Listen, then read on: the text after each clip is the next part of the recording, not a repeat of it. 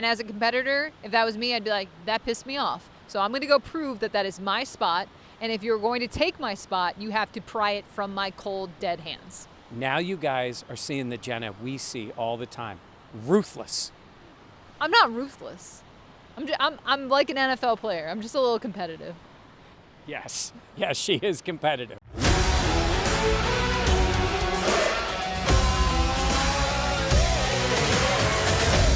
All right, welcome back to the Buffalo Plus YouTube channel presented by Connors and Ferris. Mike Catalana, I am Jenna Cottrell. Dan Fates did not make the trip to LA.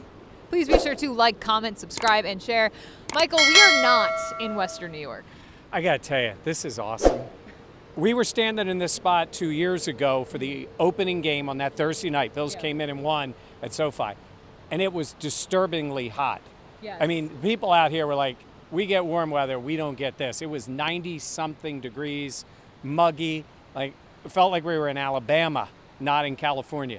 This is sweet right now. This is nice. Mint. You can see SoFi behind us, too. You can see it's open. Are you pointing? But I'm literally pointing at what somebody can see, not just pretending. So you don't need to point. So there's a stadium in Los Angeles called SoFi. It's somewhere near us, and it's open air on the sides. Yes, it is a pretty cool place. Yeah. The last time, though, it was hot. This time, the weather's going to be absolutely perfect for football. Yeah, so let's get into the 5 players to watch for this game, Bills, Rams. And let's start with a guy who made his first professional start right here at this stadium, Christian Benford. Let's talk about where he's been since that game and what was it like going into that one in 2022. So I remember coming into that game, he and Shakir had been splitting snaps. Yeah. Shakir, first-round draft pick. Benford in the 6th out of Villanova. And you saw them play in the preseason. It's like, Benford's good. And I had a thought that all things being equal, they'll go with the number 1 pick. And they have, high hopes for what Shakir could have been. Oh no, they show up that day, first snap of the game on defense, it's Christian Benford. He earned it. That said a lot about Benford. Also said a lot about Sean McDermott in this defense because meritocracy here, you earn your spot.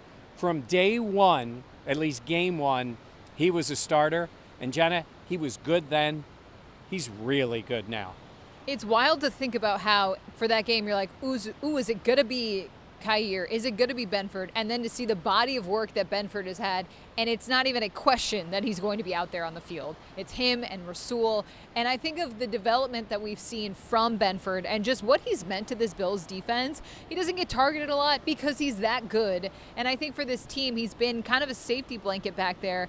And so for me, I am curious to see. Now, look, Christian Benford, he doesn't like talking about himself or anything like that. I would be curious to hear, what it means emotionally for him coming back here, but I don't really expect him to go that much into it. But still, it's kind of a full circle moment for a guy that really we had very little expectations of coming out. So I want to say this. Christian Benford, great player. He would be the perfect analyst for a show that Jenna was hosting because she would get to talk the entire time. He does not like to talk. He does not say anything with volume. Volume. I'm asking him questions Wednesday, other people were, and he's just, now that's with us. I don't know what he's like the rest of the time. I get a feeling this is who the dude is. Yeah. But he's very, very soft-spoken. I mean, to the point, I'm like, yeah. But, well, you are getting older. Yes, we know. And so I'm listening to him, but he was asked about the game before, and he's like, it's the way I approach it. And I think it was Thad Brown asked him about his approach in games and about the opponent. I don't think he plays, not that that's a game. I'm saying this in terms of I'm matched up against this guy or that guy. I don't think he cares. And look, he's got Kupp and Nakua out there to chase. Yeah. This guy is confident. He's talented. He's calm. He's a hell of a player. I think of the Bills saying of be you with us.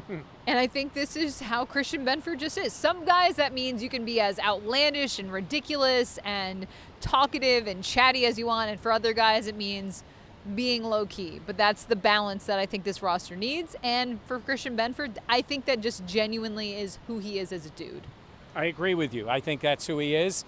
But he's got he's got a toughness to him Yeah. that I think he talks a little on the field. You're on the field. I don't know first of all, if he said something to the opponent, they didn't hear what he said anyhow. They're just like, why is that guy talking to me? Nobody really throws, or they do throw some in his direction. But not a lot. He's got Yeah. Rasul on the other side, who is more of a talker, yes. certainly, but it's fun to see his maturity and development, and pretty soon, Yeah. money's coming his way. The money is definitely going to be coming. All right, let's talk about someone else. Damar Hamlin. This is an interesting game because obviously the Bills made the signing of bringing back Micah Hyde. They put him on the practice squad, but I think for a lot of people they thought, ooh, what does this mean for the safeties, specifically Damar Hamlin? And how do you think he will respond on Sunday against LA? I think Damar's a confident guy. I think he Yeah. came back knowing his role, knowing what his strength is, his knowledge of the defense. He's tough. He's a good tackler. Is he perfect? No.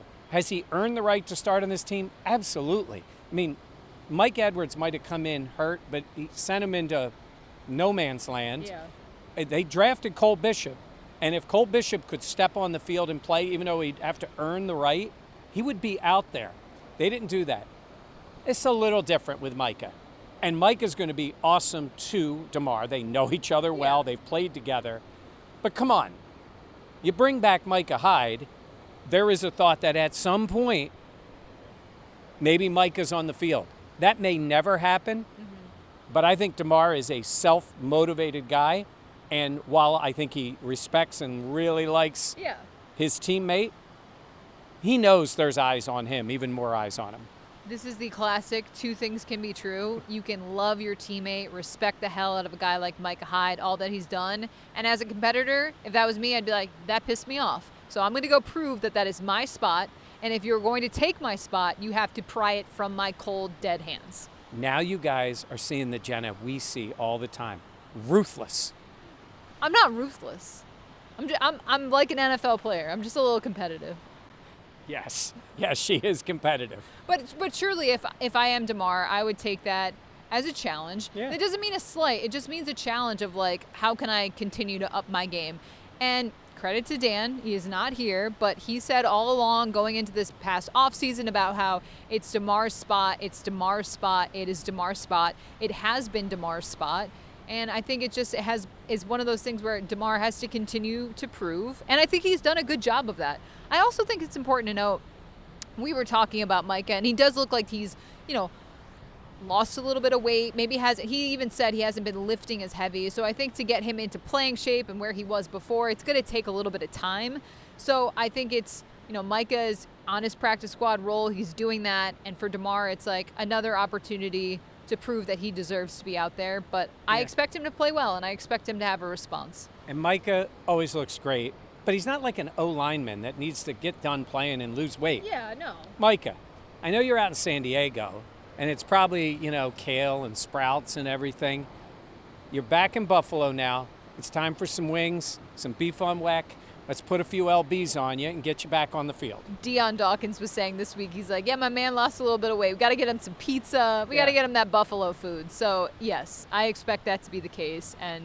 But yeah, for Damar, I think he'll have a response on Sunday against the Rams. All right, let's go to the other side of the ball. Khalil Shakir will be interesting to watch in this game. And you have a reason why. Well, look, they've got Cooper Kupp and Puka Nacua on this team. Cooper Kupp was not who anybody would have thought would be a number one wide receiver. In fact, not only was he number one for the Rams, he was really number one in the NFL at the time. He's listed at 6'2", 207. I don't think he's that big. There's no way he's that big. Well, you're going to be down on the field next to him. Let's see what you think post-game. Yeah. But he has been a outstanding player that I don't think physically people thought he's going to be the biggest, the strongest, the fastest. This is just me watching this league forever. I see a guy like Shakir, and in my mind, I would be studying what he does.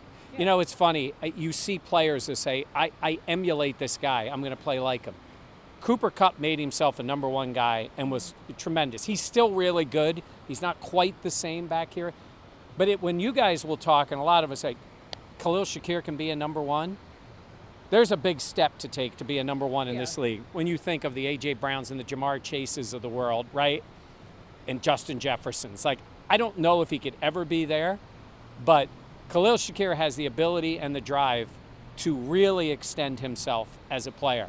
And I've never asked him about it. I think a guy like Kupp is a guy he can emulate. I agree. I think it's something that when I think of Cooper Kupp, yeah, I think of him at that top level echelon now because of the name that he's made for himself. But when you talk about body types and kind of similarities, I could definitely see how Khalil Shakir could kind of aspire to play a game like that. And there is no way they're that far away body type wise. All right, that's your assignment. You have a lot to do on Sunday at the game. But if they're anywhere near each other pregame or just in general, watch them. I want to know what you think. Like, I'm 5'9". I realistically thought they would list Cooper Kupp at 6 foot. And he was like 5'11". They list him as 6'2". Yes. They list Shakir at 6 or 6'1", 6 feet, Yeah. 190, and Kupp at 210. That's a big 20 pounds. There's no way. no way. Jenna says no way.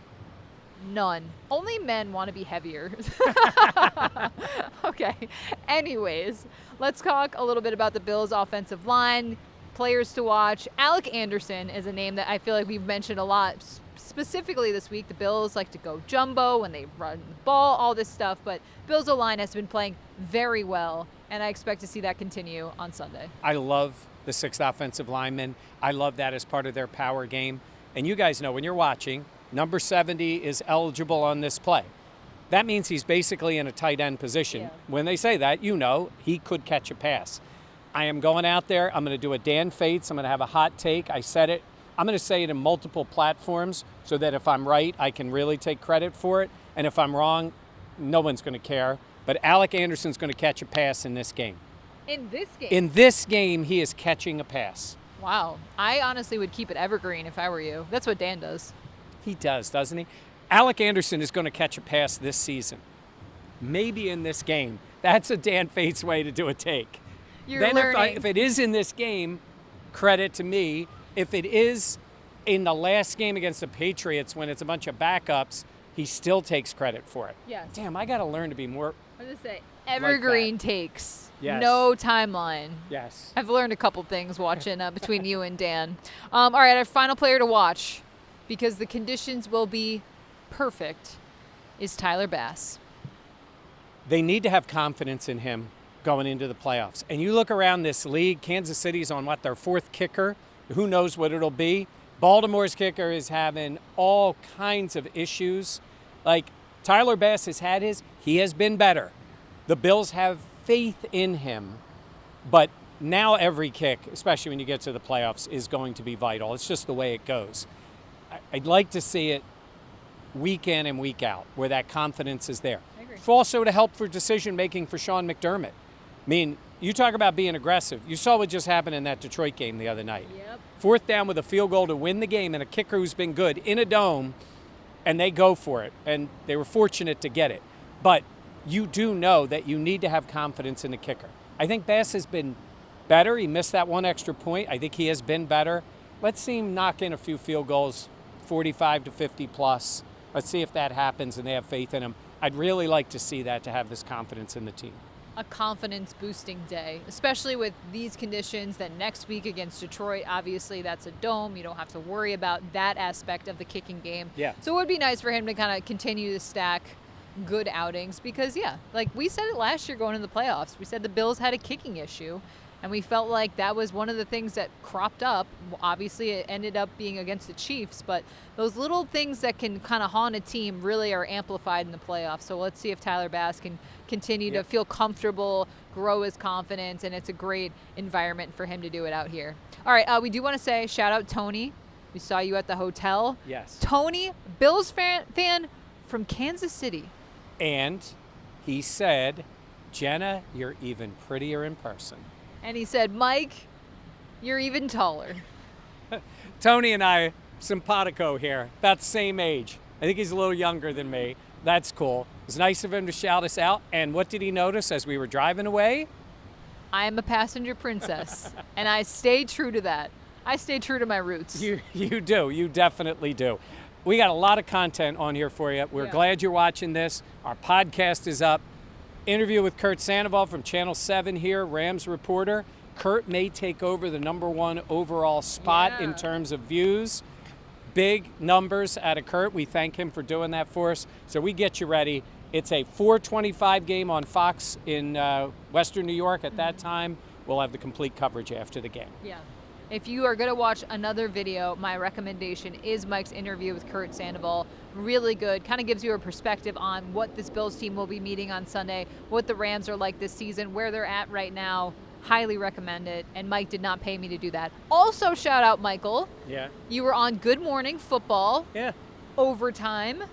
And Mike getting his national TV. I don't think that's your debut, right?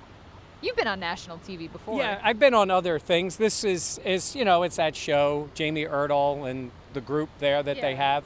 And they had me on to talk about the Bills, and they wanted to know about Bills Mafia. So I said some very nice things about Bills Mafia.